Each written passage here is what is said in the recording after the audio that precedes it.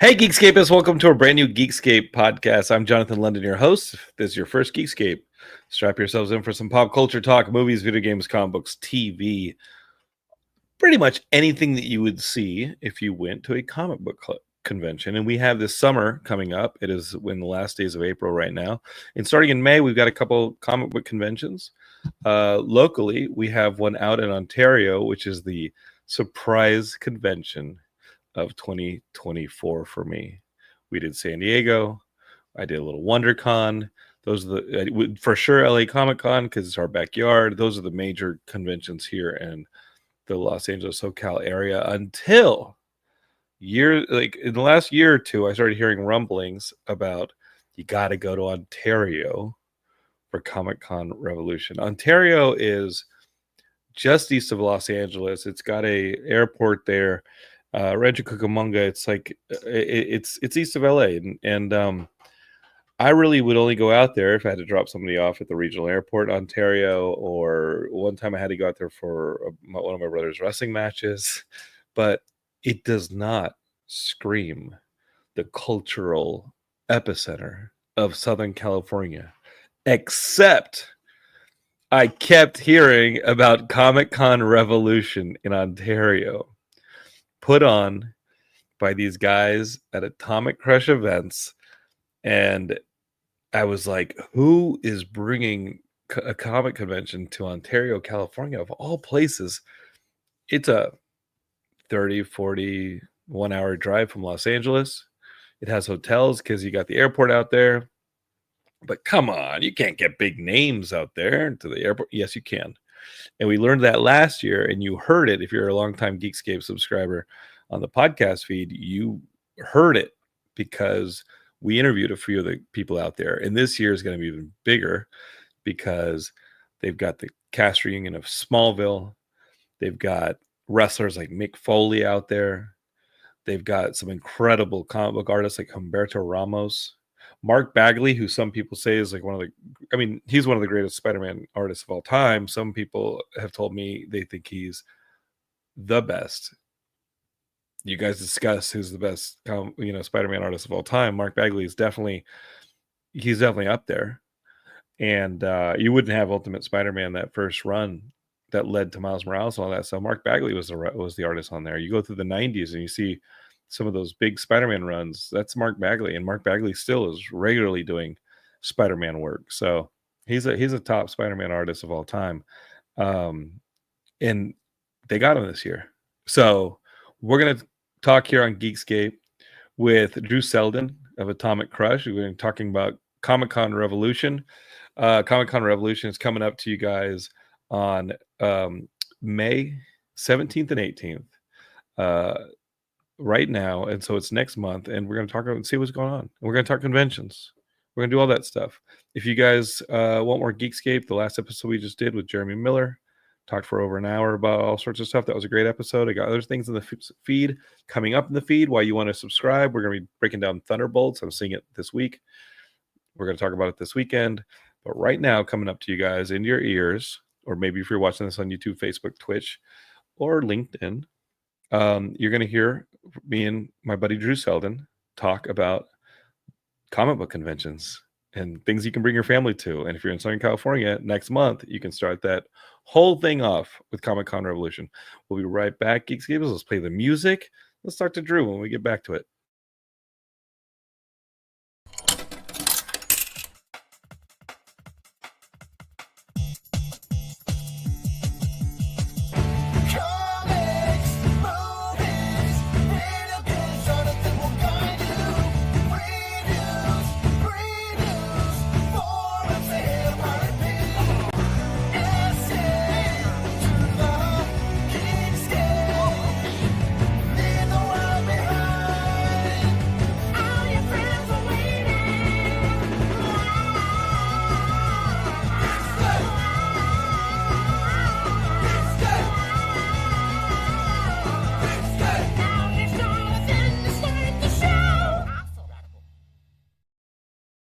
All right, Geekscape, let's get this going.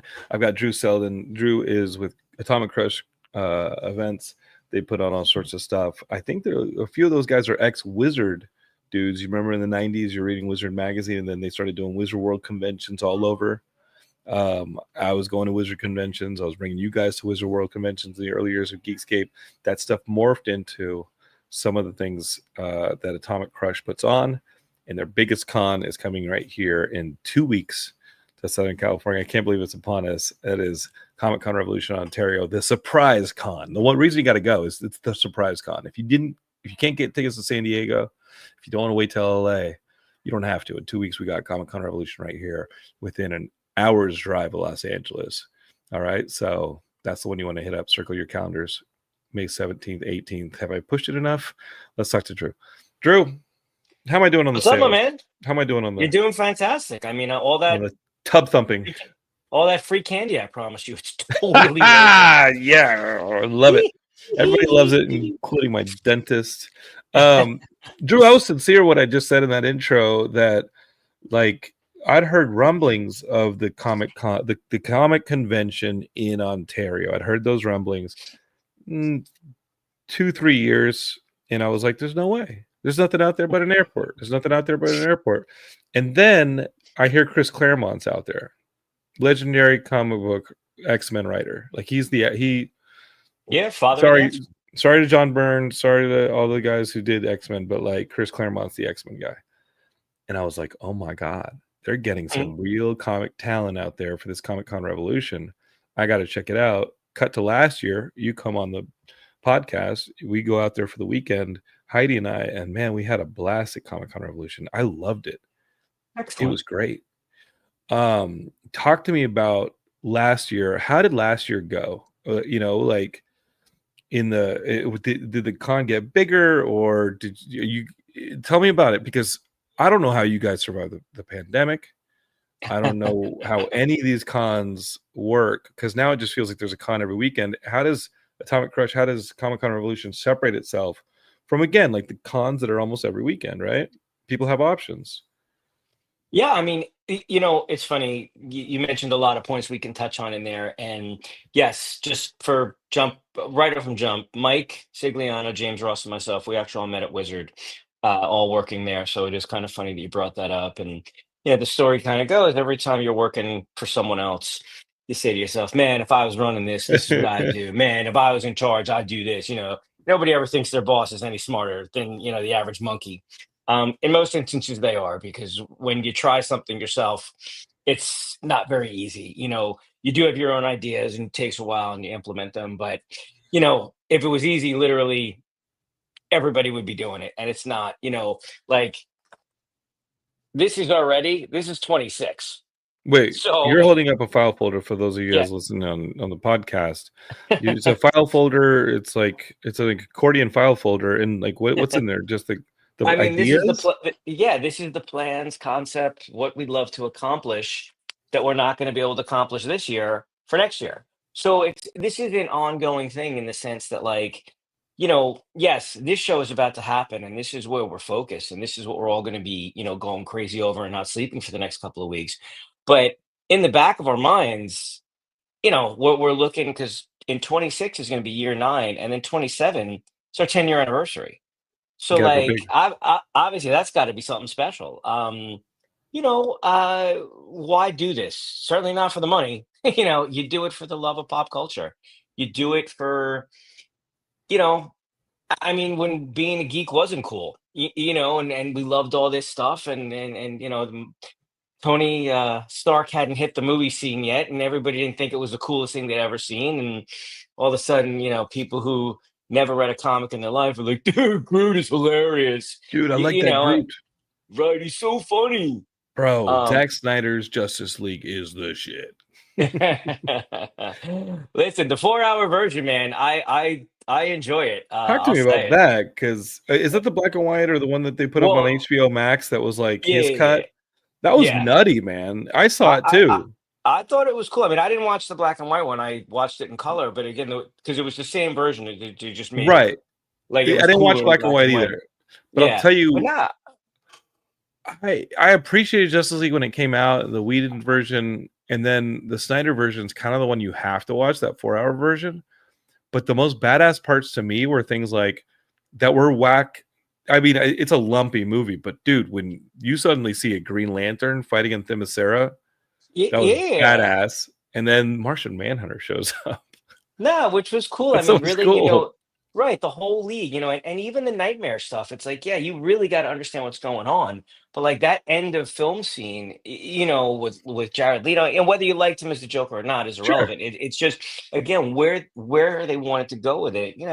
Listen, it's a shame it didn't pan out because obviously it would have been interesting to see what parts 2 and 3 would allegedly have been like. But I'm I, always like this is where I stand on all that stuff. Like, at least we got it. right, Like love it, hate it. Some people love the Zack Snyder stuff. If you didn't like it, at least you got it. You know what I right. mean? Like there are We got people the who chance to like see that. it. You don't get James Gunn's Suicide Squad without the first Suicide Squad. You Hmm. don't, and then you don't get Peacemaker, and maybe you Right. don't get James Gunn doing whatever he's going to do to the DCU now, which a Right. lot of people are optimistic about. And then there are people who don't love it, and they don't, or they're like, well, I don't know if that's the right tone for Superman or this and that. But like, hey, listen, at least we're getting these movies, and like you said, in high school when I was getting elbowed into lockers because I was into this stuff, and the guy who worked at the comic book store. Yeah, I never dreamed that this stuff was going to be the big cultural movement that it is. And I look back and I'm like, I wish I'd gotten Jack Black's Green Lantern movie. That would have been fun. James Miller's Justice League. That would have been awesome. Yeah, that any of these stories, I mean, also you look at the stuff that has been coming out, like kind of, and the average person, they ran out of heroes. They're making stuff about, the Marvels, or they're making what the hell are the Thunderbolts? Again, if you've been reading your whole life, this isn't like, they invented this. This is real stuff. This stuff has been going on for years. You made a comment about, the greatest Spider-Man. You're kind of poking the bear there, buddy. You're looking at There's stuff so many great debates. ones. But I'm dude, just Mark saying, Bagley, you can't take Mark Bagley out of that conversation. listen, I would never, but And Humberto Ramos is there too, another phenomenal Spider-Man artist. I just want to be clear that, if anyone's looking to argue, don't argue with me. This man's going to be there. You find him, if you want to share your own thoughts, but you're making definitive statements. You frighten me. He's one of the I think Mark Bagley is one of the top. Like I just Oh, remember absolutely. remember Absolutely. people overlook Mark Bagley because he has a traditional style. Like he has a comic book style. Like the dude is a comic book style. He's not trying to. Humberto Ramos is expressive. His characters are a little manga influenced. He's expressive. Some people maybe that pushes too far. I think Humberto Ramos is nothing but energy. It's awesome. It's beautiful. Obviously people are going to bring up Todd McFarlane.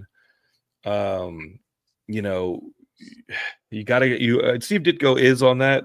Like Steve Ditko is on the Mount Rushmore of Spider-Man artists. He has to be. He's the Rock. He's the person who established the look. He's a genius.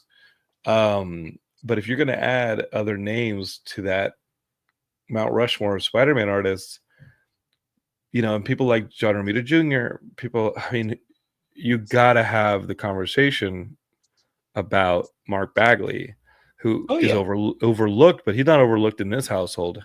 You come He's to this certainly not household, overlooked by us. So and that is such a get, dude. And I can't yeah, wait. I'm gonna try and interview him. Geekscape. It's Drew was so gracious last summer to have me come with my little microphone and interview people like Adrian Palicki and poke around Comic-Con Revolution, and I'm gunning for Mark Bagley because I we'll think make it happen. he's awesome. Thank you, sir. I appreciate No, that. he's the best. And There's no Humberto doubt. was our neighbor at LA Comic Con one year, and he lives in Puerto Vallarta. I got to know him. He's a great dude. Can't wait to see him again. Hope maybe he Well, remember me, yeah, maybe not. he's Love actually that he's dude. not. Ramos isn't coming this year. I think Why you are you might lying have. to me? Let me see. Hold I'm on. not. No, I got the No. website right now. Guess. Oh, I'm going to call him right now. I'm bringing him. It wasn't. It's another No. expressive artist, Chris Bachalo. Yes. Chris Bachalo, dude. That's someone. Again, that's who I was thinking of Humberto Ramos' style. Chris Bachalo, who I've never met, has also on manga style influence style. His stuff is nuts. I never met him, but I want to. His X-Men stuff is The X-Men. I was just going to say, you're talking about a nutty. manga style. He's also got some cool Batman stuff. But yes, his art is really, really unique. There's Yeah, I'm no going to doubt. share the screen here. And Geekscape, as you're watching this on video, I'm going to share the screen and we're going to take a look at some of the guests that Comic Con Revolution has here. And thanks for correcting me on that one because Yeah, no worries. I was It's fine. so. Yeah, I also didn't want you to be disappointed. No. Well, I'm not. That's not a chance at your show, dude. Because again, Mark Bagley. If I just drive out there for meet Mark Bagley, I'm good to go. But you've got John Barrowman from the Arrow shows, the Arrowverse, and all that stuff. And obviously, he was Doctor Who and Torchwood. I had no idea Barrowman's popularity. I mean, Dude, he's huge. Right. I had no Huge. idea when we were talking about his panel and they were talking about Overflow, and I'm like, guys, what are you talking about? I heard he puts on a show not to be believed when he does cons. Oh, he's so cordial, and I'm Yeah, sure he's got the I'm looking charisma forward. out the yin I'm really yang. looking forward to it. So Ming Chen from I'm going to say that from the Kevin Smith verse. You got the Ming Chen from Comic Book Man and all that. Craig Caton Largent is somebody who he's an effects guru, right? Who came up through the Stan Winston stuff. And dude, this guy, I had Stan Winston interviewed very briefly on the show in the early years while Stan was still alive. And now we got somebody coming out of his school who's worked on everything from Jurassic Park to Ghostbusters, Batman Returns, E.T. He puppeteered on E.T. That's nuts. How crazy is that? Obviously, got to have the voice actors. You got voice actors like Rachel Lee Cook, who's not just a voice actor, right? Josie and the Pussycats. No, well, we also, I mean, as far as voice acting, we have the whole cast of the Teen Titans and Teen Titans Go. That. I'm seeing that right now. That's going to be awesome. We also, and this is definitely for my oldest daughter, we are bringing out Phineas and Ferb. She has been a Phineas and Ferb lunatic since, I mean, I don't know, she was 8, 7, however. I mean, I have been hearing "Where's Perry" in my house for a solid, 15 years. Last year we had D. Bradley Baker, so I introduced her to Perry, but now she's going to meet the boys, and I'm sure they're going to set up some adventures together for the summer. Ernie Hudson. I got to talk to Ernie Hudson because as much as I love, the Ghostbusters, we got to talk Leviathan. Leviathan's awesome. I love Leviathan. Did you catch any of the reboot of Quantum Leap? Yeah, he was on that. Okay, so and who they tied him into from the original series? I went back and looked it up because I didn't really remember. But they tied him into this character who was part of a big storyline, who got leaped into. I thought that was very clever, and what a great actor to get to play him. So that show was good. That was awesome. Yeah, and I think that show got the short end of the stick. Our friend Derek Hughes wrote on that show, and Derek and I, we palled around. Derek and I palled around WonderCon a bit this 2 months ago, and he had written on that Quantum Leap, and I thought it was all quality. Heidi would watch it, and absolutely she was digging it. And whenever it was on the TV here in the house, I would watch it for a little bit, and I thought it was really strong. A friend I made, I don't know if you know that I put out a comic book that's pro wrestling and fantasy. My younger brother transported to some Krull Beastmaster world, and but one of the people who helped me kind of navigate the wrestling and comic book world was this guest, Michael Kingston, who does these headlocked comics, and he does comics with people like Vampiro and these wrestlers. And somebody was like, if you're putting out a comic with wrestlers, with a wrestler, and you're looking for the wrestling audience and comic book audience crossover, you got to talk to Michael Kingston, who I'd met at Comic-Con here and there, but I didn't really befriend him. We just traded cards or something. And then, somebody said, talk to Michael Kingston. And as soon as I looked him up on socials, I was like, oh, I know this dude. Hey, man. And he'd remembered me, so I feel like a jerk. Most situations, I'm the jerk, Drew. But he and I talked a ton in the last few months.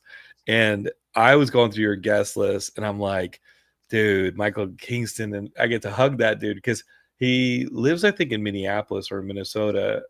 I'm excited that I get a chance to thank him in person in 2 weeks for all the help that he gave me in putting the comic together. Now that we're deep in issue 2.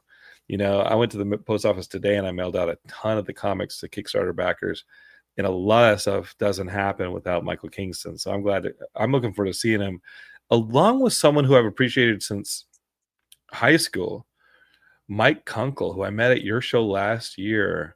Mm-hmm. Dude, Hero Bear and the Kid, especially now that I have Ophelia. A baby. Dude, if you have a young kid, you got to get the Hero Bear and the Kid. It's so exciting. It's such a cool idea. You know, it's a little bit of Shazam. He's done a Shazam book, but it's a little bit of Shazam. But if the teddy bear became the superhero and they went on adventures, a little bit of Calvin and Hobbes, dude, I love it. I'm so down for this. Ron Lim, if we're talking artists, Marvel artists, Ron Lim's going to be there. Todd Nauk, who's fantastic. Dustin Nguyen, who, if you guys aren't reading the Dustin Nguyen stuff that he's drawing, you know, what was the one where it's a robot who becomes sentient there's a couple different Descender and Ascender. He did 2 back-to-back long form sci-fi series. He does this watercolor art. Descender's the first one, Ascender is the sequel, and they're both phenomenal. Nolan North, when you're talking, dude, there's no bigger voice actor in video games than Nolan North. No, I mean, also, I mean, who wouldn't put Uncharted in their, you know, pantheon of unbelievable, you know, games to play. I just want to jump back to Kunkel for a second. So, Sorry, we're jumping everywhere because I was about to go crazy on Brandon Routh too. We have when we started the show back in 2017, we created like a mascot for the show. Her name is Jetpack Jules. Okay. And every year we have different guests who are coming, draw their interpretation of her, and we put it on a T-shirt. And this year, one of the people who did that was Kunkel, and it's all him, the art style, everything. It's just great. But that's a fun thing that we've been doing every year.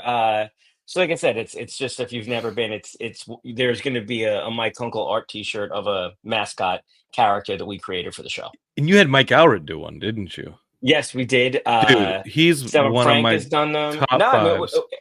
Every year, like I said, it's just a fun thing, and a lot of our guests are into it. So, and my friend Marv Wolfman, oh man, my friend Marv Wolfman, who I haven't seen since San Diego last year, because Ophelia was being born, I only got a chance to be on the floor for preview night, and I made a point to run over to Marv Wolfman, talk to him for a little bit because we'd met a few different things, and buy a piece of artwork. He had a couple prints of some of his famous covers, right, like Teen Titans. I picked up the Bullseye Daredevil cover he'd written on that run, and he signed it for me, and I'm going to put that one in a frame. But Marv Wolfman is comic loyal, like royalty as far as I'm concerned, because just thinking about that 70s run that both Marvel and DC, that he gave to both Marvel and DC, right. And then going into the 80s with the Teen Titans, and how that Teen Titans book became a huge seller. Like, that was going up against the X-Men. When Chris Claremont's doing X-Men, you had Teen Titans going up against it. And that's Marv Wolfman. It's insane. Crazy thing for me about Marv is, you know, you talk about the artwork and what it can mean to somebody. So the cover, the Infinite Crisis cover, where Superman's holding Supergirl. Yeah, the George Perez. That is a cover to me that it's not that it's the greatest cover of all time, but it's one of those pieces of art. It's one of those pieces of artwork though, that just sits with me. People, like, as you were talking about him, it's where my mind went, and I know it's, you know, it was his. But Drew, how many times has that cover been like redone by other artists? And like that cover gets like referenced so much because it is iconic. I think it's up there. Just, and it's one of those images that, like I said, it just, you know, it for lack of a better word, you know, it hits me right here. It's just such an unbelievable, all the characters in the background. And it's just the raw emotion of it. I don't know. Like I said, it's just one of those things that really, why do people love, you know, comics and stuff? And to me, that's one of the reasons. Oh yeah, it changed the industry. It's something so special. Crisis on Infinite Earth didn't just change the industry for being the biggest the only real crossover at that up to that point, but George Perez, as we just said, was at Marvel. Right. George Perez was doing Marvel books, and nobody was doing. I mean, people were doing DC books, but they were Right, but it wasn't no, not like classic that. DC people. They were the people who'd been doing DC books since the 60s, the 70s. These were the classic DC artists, but it wasn't Marvel. Marvel was fresh. Marvel was the young people. It was popping. It was the MTV of comic books back in like the late 70s. And DC was in trouble. And I think when like the whole thing with John Byrne, maybe they had a rivalry. I think they did have a rivalry. And John Byrne was on X-Men and he's cooking with gas, and John Byrne's like the hot guy. And George Perez, not that he can't go, he was doing Avengers, not that he can't go toe to toe with John Byrne, because George Perez is a legend. He can definitely go toe to toe with anybody, but he saw that, Marvel was going to bring in the new blood with the Frank Millers and all these, these guys. And he said, you know what, there's nobody across the street. Let me cross the street to DC and I'll just go crazy. Immediately he's doing Justice League. And immediately he's doing these books and they're popping like crazy. And the culmination of that is, I mean, obviously did Teen Titans, but that Crisis of Infinite Earths was so monumental that Marvel is caught almost blindsided. Like, oh my God, we can't compete. And you know what their response was Secret Wars. Right. Like Secret Wars was, we need something where all of our characters cross over as well. Together. Sure. Plus, like, DC is selling toys. Marvel's kind of selling toys, but Secret Wars was a deal to sell toys. And Secret Wars 2, I think Secret Wars 2 was the end of that, Jim Shooter run. But Secret Wars 2 was like it was the hit that like almost like happened, but it wasn't the original Secret Wars. The original Secret Wars was but nothing happens without Crisis.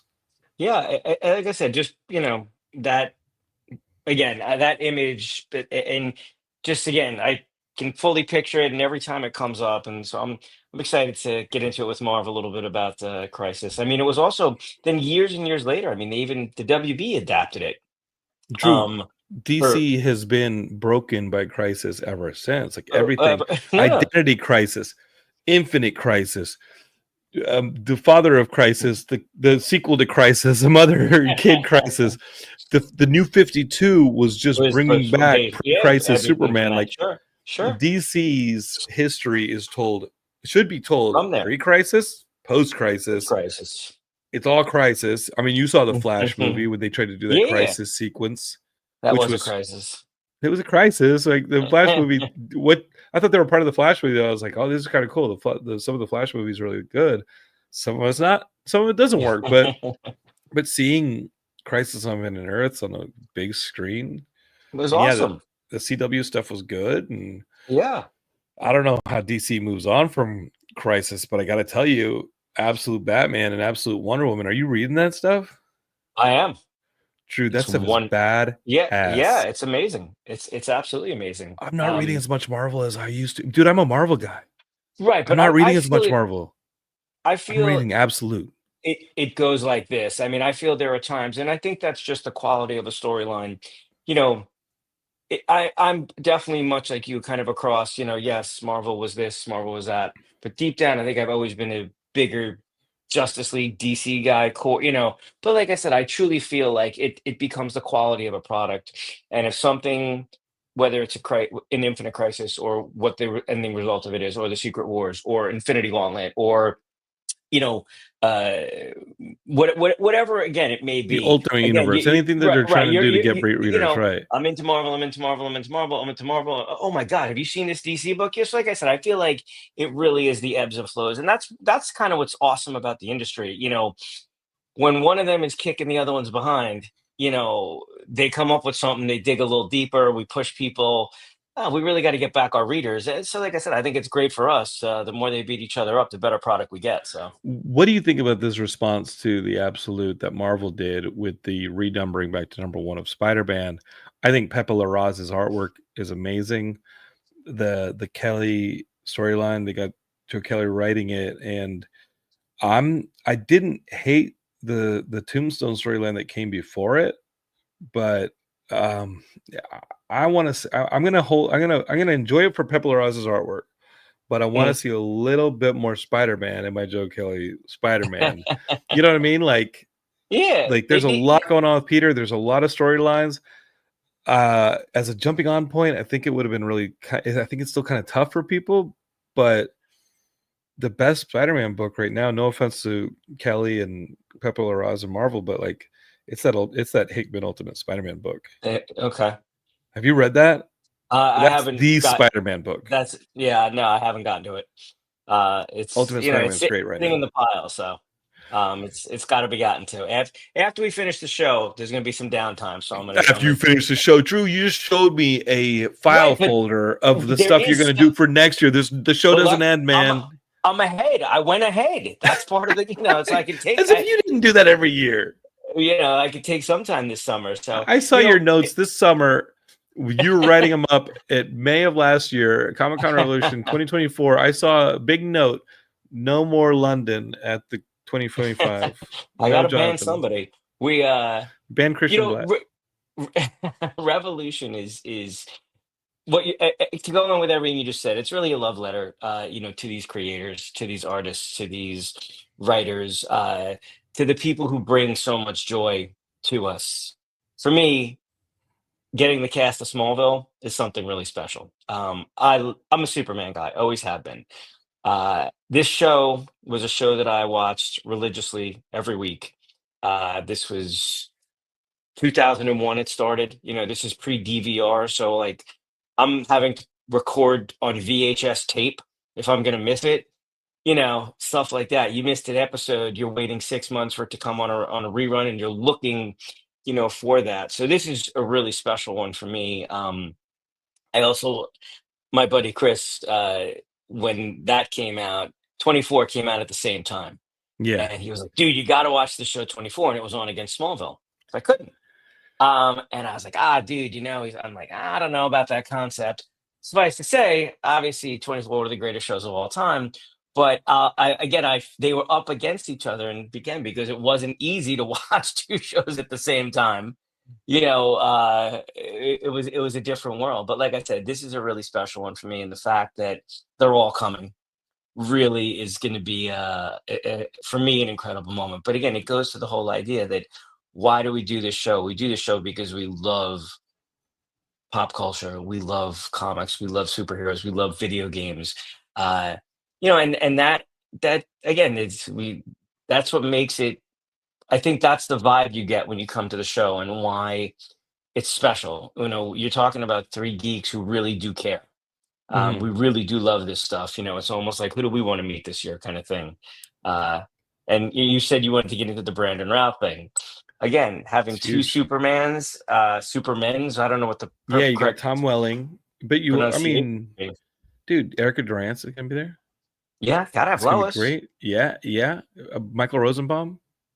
Gotta have Lex. You got best one of the Duke boys there. Well, gotta have Dad there. I mean, Dukes of Hazzard. I recently had to order actually a die-cast General Lee that I'm gonna need that man to put his John Hancock on. Are you for real? I had to. I mean, there's certain things I got to add to my own collection, and I remember watching Dukes of Hazzard. My dad used to yell at me because he's like, "The show's stupid because they make the cops out to be the bad guys." My father was formerly on the job when I was little, so like I said, he wanted to disown me at that point. But I want him back. But again, that's a really special one for me. It's like I said, it's just such a fun kind of thing to be able to be a part of year in and year out. Well, spatially, like just talking the numbers, Drew, like Comic Con Revolution 2024, right? I was there, my first Comic Con Revolution. I saw the space, I saw the convention center. How is 2025? Is it physically a bigger space? Are there more? I mean, because you maxed out last year too. Is the convention center maxed out, or is there more room? Did you guys expand to another portion of it? I don't know much about the convention center there in Ontario, but like, is it bigger? No, it is not. They've been promising Damn. us an expansion for a while, but yeah, it'll be maxed out again. Does it The artist physically that have to be expanded? Like, is this some actual construction that has to happen at the convention yeah, center? Like, they don't yeah. have it. They literally do not have more space. There's no more room for us. Put it on the We take tarmac. each we take each and every inch of that building. I mean, we'd have to throw a tent up in the parking lot if we were going to expand. Right. We max out the artist alley, which we do in that separate ballroom area, I which love that isn't room. isn't just you're going to find all the artists there, not just the up and comers, the people who are trying to get their books out. It's where everyone's going to be. It's Yeah, where Jimmy Palmiotti and Amanda Connor were there last yeah. year. Like, No, and when we moved it into the ballroom off the show floor, we got a lot of pushback. And we said, listen, it's not just going to be you pushing your indie book or, so and so pushing their small run or their own products. It's everybody. And like you said, so if you're in if you're in the artist alley, you would be in there with Chris Claremont. You'd be in there, you're going to be in there with Marv Wolf, and you're going to be in there with Chris. So like I said, it's not just the point is to get people in there. So you go to the show floor, you see your celebrities, you do your shopping, we're having cats and comics back, you adopt your cat, you then take a break, you go outside, you hit the food trucks, you see the movie cars, and you check your panel schedule, you gotta run back in and catch your panel. And then you're like, okay, my afternoon is set up. I'm going into Artist Alley, and you're gonna be in there for hours. If that if you if you treat the Artist Alley the way it's meant to be, you're gonna be in there for hours. if you've been to New York Comic Con because you're Yeah, in Jersey. sure. That artist alley is in that down that hallway. It's in that Right. separate room. It is the best artist alley. No slight Yeah. on Ontario No, no, Convention no. Center. I mean, obviously, like that's in the Javits If Center. I had Javits that kind of Center's room, that'd be yeah, right. fantastic too. Oh my But God, yeah. dude, that artist alley is a separate almost convention. You go in Right. there, it's like entering a big clubhouse of comic creators, and like you said, big names, indies, everyone shoulder to shoulder, table to table, creating, sharing ideas. That just feels like you walked into a club. It feels like you showed the doorman your ID, that you gave him the secret you gave him a little bit of a secret code word, and then he let you into this comic book creator club, and you're in there. That's what it feels like going to New York Comic Con for that reason, because it is like down a hallway and separate, or maybe it's like a little downstairs. Definitely.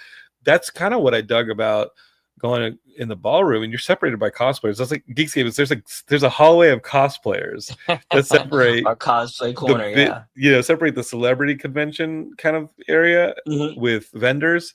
And then there's that cosplay hallway. I'm gonna call it the cosway. No, that doesn't work. I like that. We'll think we gotta gestate this, but there's a cosplay hallway. The cosplay hallway separates. You go into this artist alley, and I think that's where I'm gonna be pressing the palms right there. And I'd looked in Geekscape is way too late at maybe getting a table so that I could we got to plan better for. Hey man, listen, I'm not gonna besmirch you guys for getting the business going, and I only had one issue out so far. Next year I'll probably have 4 issues out. So like, let's something for next year. But the truth is, I'm gonna be walking around. I'll have issues on me to hand people. I ain't selling. I'll give them to friends, and it's gonna be fun, dude. Like, I'm super stoked for Artist Alley. We're gonna have a blast. But again, that's why we do it that way. I think it just it can't be a forgotten about part of a show. It's got to be a main focus because it's in the name. Everybody forgets like Comic Con. Oh, what movie? That's not fully what it's about. So, anybody you it's didn't got to get be a key thing. Like this year, is anybody you turned away? Well, I mean, the only reason people you get can't turned tell away. Nah, I mean, listen, it's just it's a spacing thing. I mean, you talked about us not having more room. Would I love to have another 50,000 square feet? Yeah, God, yeah. I mean, we'd have a bigger floor. We'd have a bigger celebrity area. We'd have a bigger area for a bigger artist alley. I mean, it would be amazing. Why not come to LA, Drew? Like, honestly, not knocking the kids at Ontario, but why not move to I mean, I don't know if Riverside has a bigger convention center. Why not why not try and figure something out with We somewhere in have it. LA or this and that? Like, I don't know. I like the Yeah, I mean, Ontario thing because you're only there for the con and it feels special. right. Listen, we would love it. I mean, but again, I'm not gonna go. LA's got a great show. Anaheim's got a great show. Um, you know, are we gonna? Would we almost be starting over if we moved to a Long Beach, or if we Hmm. found a building a little further north, east, or west? It is. Ontario's a good. It's a good town. I mean, there's just no doubt about it. It's people love it. The community itself has definitely adopted us. Is very happy when we come back. I'm not going to take it all the way out to Palm Springs. That's where shows go to die. Right. Right. Um, so like I said, it's just kind of tough in the sense. You also listen. We didn't know if we were going to make it back in 2017 when we started this. We were a one Yeah. day show. What did we have? I don't know, 2,000 people. Who knew?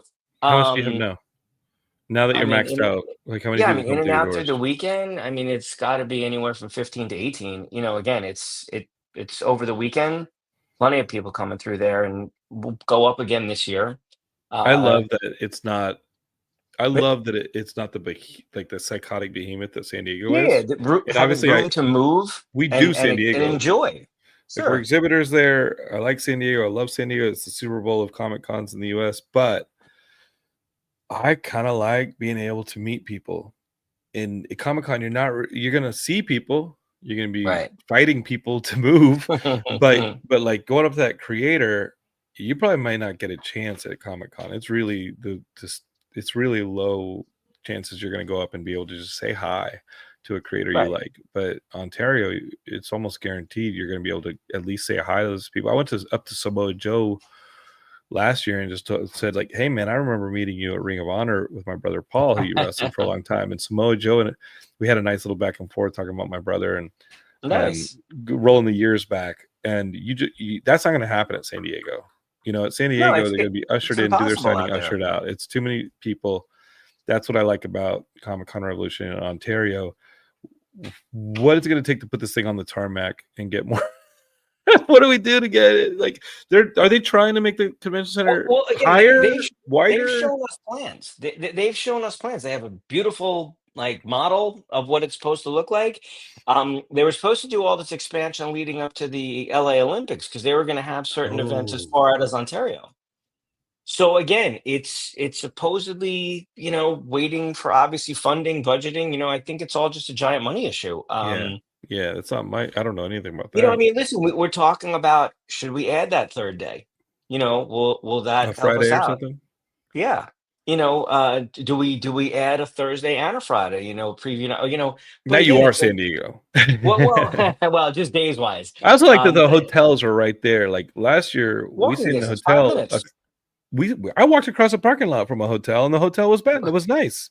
There's Right. like 3 or 4 hotels in that block. It's a big block, but like I walked across a parking lot to go into that convention, and that when was we nice. when we are flying people in for the show, we always tell them, listen, you're better off flying to. We can get you into Ontario. You might have to make a connection. You're not going to be on, the biggest plane. We'll still put you in a good seat. From when you land, you could be in your hotel in about 12 minutes, as Mhm. opposed to us flying you into LAX and you might be 3 hours from the hotel. I'm like, again, if that's what you want to do, we're fine. We're happy to do it. But I always joke, I'm like, when you land at Ontario International, and I don't mean like when you then get off the plane and get your bags. I'm like, when you land, you could be in your hotel in about 12 minutes. It's a bigger That's airport than people give it credit to as well. right, but it's quick. Mhm. And again, that's something that again we love about that airport, the town, the community as well. It's Dude, easy. I was looking for a place to eat last Saturday on the Saturday night of last year. Mhm. And places do kind of close. It's not Los Angeles, it's not downtown San Right, Diego, so places do kind of close up. But right. I found a place in Rancho Cucamonga that does nothing but pozole. Like, it's a Mexican restaurant. You Ah, can get other Mexican food there, but they're known they're called the Pozole Palace or something like that. okay. And I found it just kind of looking on Google with my wife, like, okay, what are we gonna eat? What are we gonna eat? we went to a place, it was closed, it was closing like in our face, and we're like, damn. And we looked just a little further north, like a couple blocks to Rancho Cucamonga, and we find, and I see pozole, and I'm like, oh, I gotta go, because that's my favorite food. This place was like the mecca of, in Rancho Cucamonga of all places. Sure, it's got a Latino, it's got a Mexican, it's got quite the population, but like pozole is pretty specific, and it was what they were known for. And I gotta tell you, Drew, like, yeah, that place is worth the drive too. Like, I've thought to myself several times, like, maybe I'll You've been dreaming of it. maybe I'll make the hour drive out to Rancho Cucamonga, which I have no business being in, other than the fact that it's got this restaurant. Oh man, would that be worth a tank of gas in this economy to go out to get some pozole just on a Saturday, Friday night here? Thinking about it. Oh, it always is. Well, it's a reason that Heidi and I, we haven't stayed in a hotel with Ophelia yet, and we're clearly going to do it in San Diego because we're there the whole time. But the dry run might be revolution. Like, we might go out there on a Saturday morning. I'll do the palling around, but I'm going to talk to her about maybe doing Saturday night. Might as well for the pozole, and then and then you come back for the Smallville panel on Sunday. Doing a little bit of Sunday as well. I think that's a discussion we're going to have in the next few days, and that's a great thing about Revolution. I like everything about that plan. Hotels are right there. Everything about that plan. Okay. Okay. Let me think. Carry the two. Thinking about my budget. Gonna figure this out. The hotels also are not San Diego prices. No. I just got my hotel for San Diego. It's about 2-3 times as much. It's about 3 times what it's literally 3 times what I paid for. Oh, God. It's not 4 times what I paid for a night. It's rough. It is rough. They know what's happening. Listen, I mean, someone was asking me, like, oh, have you ever been to Comic Con? I was like, yes, I did San Diego for many years. Yeah. And I said, it is literally the biggest building ever, man-made. It's got to be seen from space. I said it could take you easily an hour to walk from one side of that building to the other. The Anaheim Convention Center is bigger, but they just don't fill it for WonderCon, right? Right. But it physically, it might be, to me, when you are walking that, and again, you're like, oh my God, we've gotten 2 rows, 2 aisles, whatever, since we were walking. You try and get to that, that upper the sales pavilion, and the autograph area, and you're you just need a parachute into that. That's what they call it, the sales pavilion, because you need to parasail into it, because walking up to it through the crowd, it's impossible. It's impossible. No, but I mean, this is one of the reasons. We talked earlier. There's new shows popping up, and how did we survive the pandemic, and this, that, and the other. Prior to everything shutting down, there were shows everywhere. I mean, it was an abundance of shows, and some were good, some were great. Some were mediocre, some were put on because people thought they were going to make a quick buck, whatever. A lot got weeded out when we couldn't all get together. It is starting to happen again, but I think people are savvier now. I think people remember, I never heard of that show. I'm not sure who these promoters are. I'm not sure about that guest list. There's a lot of coming soon. There's a lot of, oh, well, this person canceled. So, it's, you listen, cancellations happen in this business, and it stinks because people plan their weekend around something specific, someone specific. And it's frustrating to us as promoters as well. But I think that, this is the pitfalls of the industry that we're in. But again, it's interesting to see that there are more shows coming back and trying to pop up again. So I'll be curious to see where the industry goes in the next year and a half, 2 years. Well, somebody who's not even dipping our toe, like we're full on making indie comics now at Geekscape. Right. I pitched another idea to my partner today, and it's just a matter of getting the capital up to pay for the books. So when we kickstart it back to us, the book's already done, right? So that you guys like our Kickstarter ended in March, and I went to the post office here in April and mailed out the second batch of books. Like I'm trying to make sure Geekscape is give me their money, get their product pretty fast, right? I'm making sure the product is done by the time we run the Kickstarter, just so you guys can have it. And Heidi, doesn't give me trouble about the boxes in the living room. But Well, as someone who is going to be as a creator more into these conventions, I love that. I would love to get early on the Comic Con Revolution. We'll talk about it in May. I'll find out what the best time is to finally get myself a booth or something. But yeah. now I'm a dad too, and like my girl's gonna grow up in con culture because her dad is who he is. I love these things. In Geekscape, I just want to say that like if you're in Southern California, you didn't get tickets to San Diego. Maybe you have tickets. Even if you have tickets to San Diego, 17th, 18th, come out to Ontario, do Comic Con Revolution, and then I gotta shout out my friend Scott Zillner, who's got Pasadena Comic Con. That was supposed to Mhm. be in late So, January, but the right. fires, right? The Eden Yeah, yeah, fires yeah. were going to happen. He He's moved the it. week after, or right around us. He's the Saturday after, so he's the The Saturday, 24th. right. Okay. And I say Geekscape We is love Scott. We love at the Scott. at the cost you got for these tickets when you go to Comic Con Revolution. The tickets are reasonable. And I told somebody my brother and I were signing comics outside his wrestling event in Long Beach a couple weeks ago, and a dad was like, "Oh, are you going to be at Comic Con?" I said, "Yeah, we're always at Comic Con because we're exhibitors." But he's like, "Yeah, I couldn't get tickets to Comic Con." And I said, "Where do you live?" He said, "I live in Riverside." I said, "Let me tell you something right now. You are going to Mm. go to Comic Con Revolution because your son will be able to go to the creators and shake their hands and get that stuff. And you got to go, man." And I told him, I said, "You're a wrestling fan because you're at this wrestling show. They got Booker T, they got Mankind, Mick Foley." I was like, "Dude, you got to go. It's in your backyard, man." And he was so excited. I hope to see Mhm. him there.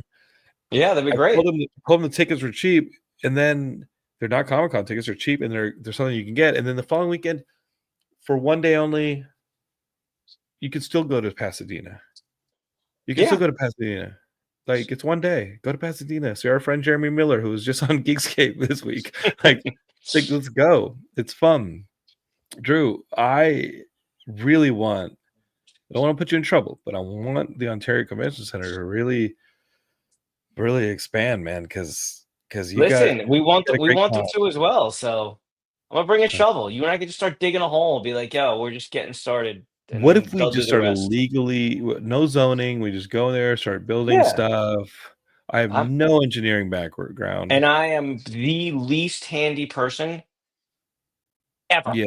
Let's just So yeah, start figuring I out. think we'll be great. I think we could Let's use just a start lot of. building. I'm envisioning the bunk beds that got built in Step Brothers, What but about those worse. tiny homes you can buy at IKEA? Or on Amazon, we could order a bunch of those. Let's Yeah, get those unfolding houses that you get on Amazon. Let's just start putting them in their parking lot. And they're yeah. like, Why "Whoa, whoa, not? whoa, what are you doing?" I'm like, "Oh, this is the kids face paint corner. This is where we're gonna have Lou Ferrigno and Sam Jones cage fight in this tiny They're gonna home go. They're over just here. gonna go for it. Yeah, that's perfect. And We we can got destroy the place. we're gonna have a couple. This is where we're gonna put the wrestling ring. Oh my god, Let's just so start building them fun. out of tiny homes and I bring them love it. all in. Yeah, we could just and then we could just destroy the village We at will the end get of the show. we'll get arrested and fined and probably drawn and quartered. That's You fine. I know, mean, I got nothing better to do, so it's fine. It's all good. no, you I'm nothing ready. better to do. You literally have a file folder of plans for We 2026. can bring You this with don't lie us. to me. We'll have all that free time in the joint, man. Well, they say you got what do we, so we'll work out for an hour, we'll hour, Comic Con prison. and then and then we'll get to work in the afternoons. It'll be great.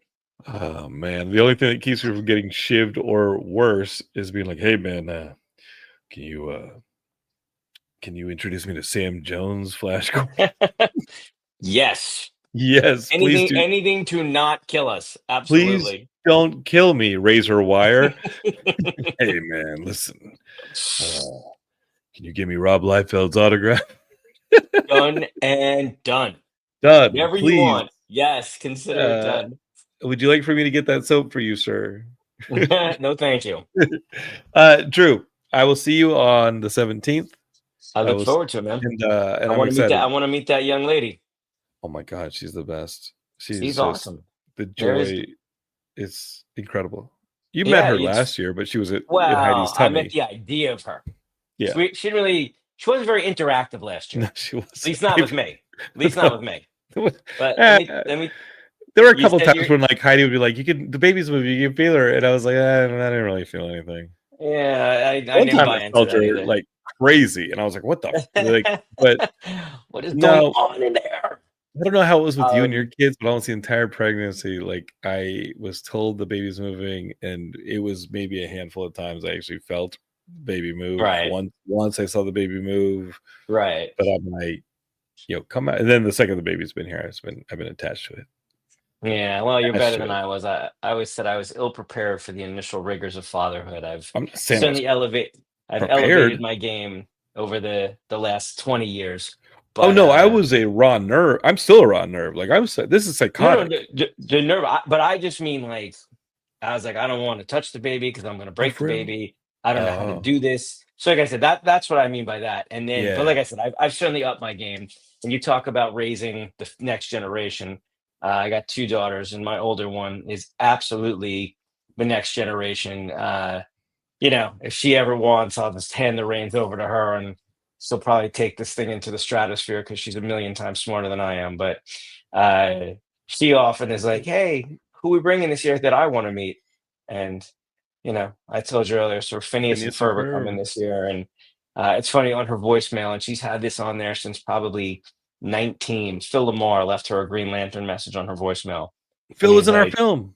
I love he's like, Phil. he's the best. He was like, Avery and I are right out. We're out saving the galaxy with the rest of the Corps, whatever it Yeah, was, and it's John still on there. Stewart. And I'm like, Bud, I'm like, maybe it's time. She's like, no.